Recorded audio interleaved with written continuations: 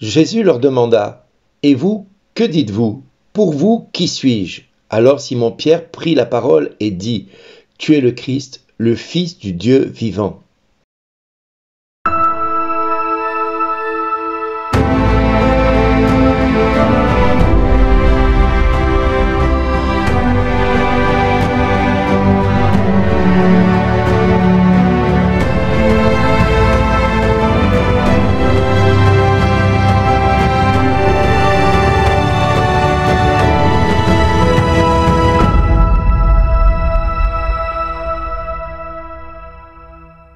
Aujourd'hui, le message vous est adressé par Bernard Dille.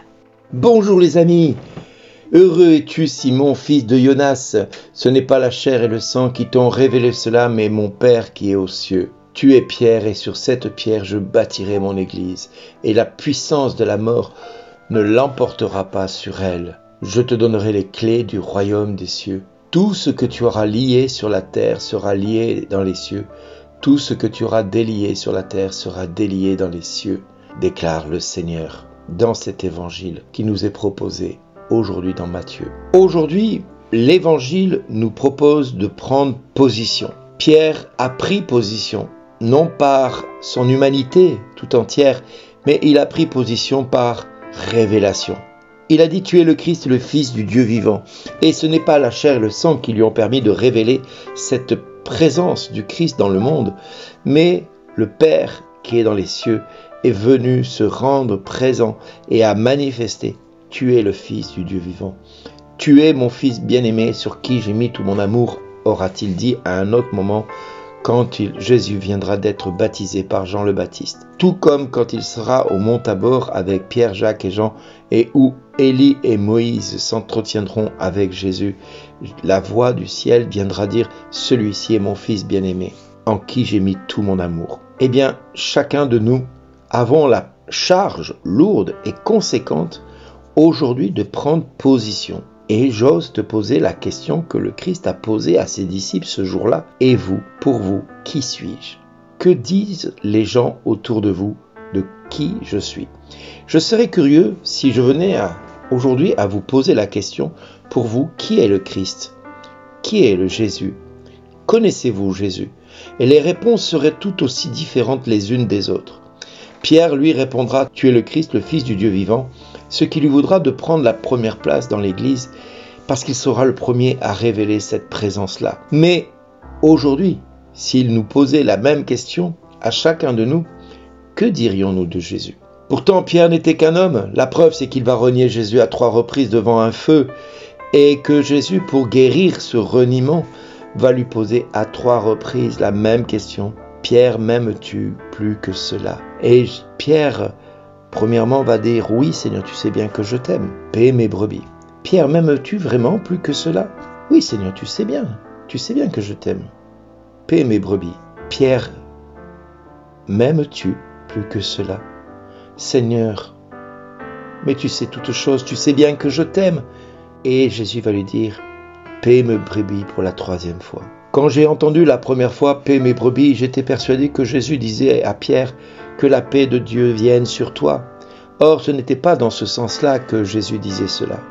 C'était « Paie mes brebis », c'est-à-dire « Fais paître mon peuple, fais paître mes brebis, fais paître ceux que je vais te confier. » C'est-à-dire « Prends soin d'eux. » Et Pierre va devoir prendre soin du peuple de Dieu et il va suivre l'exemple du Christ au point de mourir, non pas comme le Christ, mais presque comme le Christ. Parce que se sentant indigne de mourir comme le Christ, la tête en haut, il demandera à être crucifié la tête en bas, pour bien montrer que lui n'est pas à la hauteur de celui qui l'a institué, mais il est que son serviteur. Et il s'est fait serviteur des serviteurs. C'est en tout cas comme cela qu'il signe chaque décret dans l'Église. Il signe chaque décret comme étant le serviteur des serviteurs. Il est le Seigneur des seigneurs, il est le roi des rois, en qui nous devons mettre toute notre confiance et notre espoir. Alors pour cela, il a institué les apôtres, les prophètes, les évangélistes, les pasteurs et les docteurs, c'est-à-dire les enseignants. Il a institué cette Église autour de ces 5 ministères pour que ces 5 ministères construisent l'Église du 21e, 22e siècle, 23e siècle et ainsi de suite. Nous, aujourd'hui, il nous est demandé de prendre position. Non pas de suivre Pierre ou l'apôtre qui l'a succédé, c'est-à-dire le pape François, mais de suivre le Christ à travers lui, à travers sa position qu'il prend par moment et qu'il déclare par moment. Alors, il n'est pas infaillible, sauf quand il décrète un dogme, c'est-à-dire quand il parle de la foi de l'Église. Mais par contre, il est un homme comme chacun de nous, avec des hauts et des bas, pour lesquels nous devons prier, pour lesquels nous devons intercéder auprès de Dieu, pour que Dieu le préserve et qu'il continue à être le pasteur des brebis que nous sommes pour Dieu. Il est important aujourd'hui, dans cette fête que nous célébrons aujourd'hui, qui est la chair de Pierre, que nous prenions conscience que le pape François n'est pas un homme ordinaire, qu'il n'est pas, même si pour certains ils ne reconnaissent pas sa nomination et ne reconnaissent pas sa présence au sein de l'Église et le voient des fois comme un patriarche, comme un dictateur pour certains, voire même comme quelqu'un qui est imbu de lui-même et qui a pris la grosse tête, comme disent certains évangélistes. Non, il est avant tout le serviteur des serviteurs, c'est-à-dire le serviteur de ce que nous sommes, de ce qui nous sommes. Et pour cela, il faut reconnaître le Christ. Il faut reconnaître le Christ en lui, en chacun de nous et dans l'Église. Le Christ se donne à travers chacun de nous et il a besoin de nous et de notre prière aujourd'hui pour le pape, pour que lui soit vraiment le serviteur des serviteurs tout au long de son ministère. C'est d'abord pour cela qu'aujourd'hui, je vous invite dans votre journée de prier pour le pape. Parfait ou imparfait, il est celui que Dieu a voulu mettre à cette place. Que nous l'acceptions ou le refusions, c'est notre problème. Ce que Dieu nous demande, c'est de prier pour lui en ce jour. Et en tout cas, c'est ce que l'Église nous invite à faire en ce jour de la fête de la chair de Pierre, c'est-à-dire du trône sur lequel le Christ a placé l'apôtre des apôtres, le serviteur des serviteurs, l'apôtre Pierre et ses successeurs jusqu'à François.